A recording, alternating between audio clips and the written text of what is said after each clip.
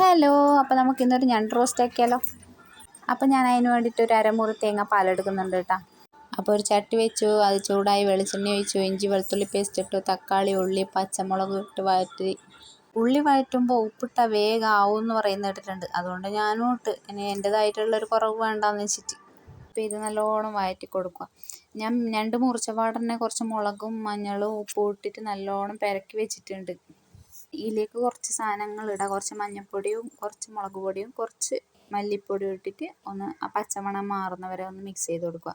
ഇത് നമ്മൾ ആദ്യം മുറിച്ച് വെച്ചിട്ടുള്ള ഞണ്ട് അതിലേക്ക് ഇട്ട് കൊടുക്കുക. എന്നിട്ട് നല്ലോണം മിക്സ് ചെയ്തിട്ട് ലേശം വെള്ളം ഒഴിച്ചിട്ട് അടച്ച് വെച്ച് വേവിക്കുക. കുറച്ച് സമയം വേവണ്ടേ.